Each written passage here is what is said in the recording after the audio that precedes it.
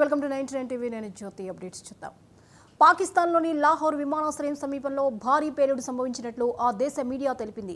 2-3 సార్లు భారీ శబ్దాలు వినిపించాయని, దట్టంగా పొగ అలముకుందని ప్రత్యక్ష సాక్షులు చెబుతున్నారు. దీంతో ఆ విమానాశ్రయాన్ని అధికారులు మూసివేశారు. దాదాపు 8 గంటల సమయంలో లాహోర్ సిటీలోని వాల్టన్ రోడ్లో భారీ పేలుళ్లు సంభవించాయి. వాల్టన్ విమానాశ్రయానికి సమీపంలోని గోపాల్ నగర్, నసీరాబాద్ ప్రాంతాల్లో వరుస పేలుళ్లు చోటు చేసుకున్నాయి.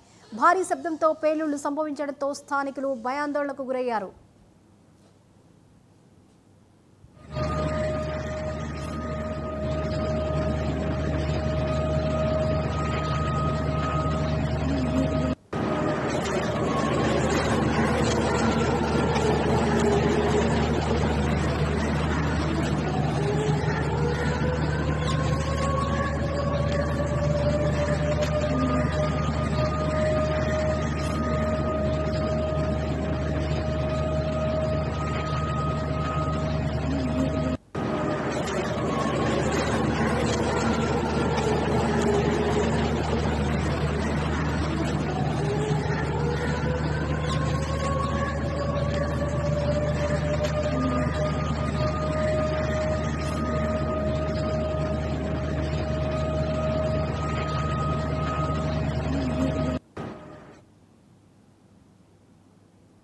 ములుగు జిల్లా వాజేడులో మందుపాత్ర పేలి 3 పోలీసులు మృతి చెందారు.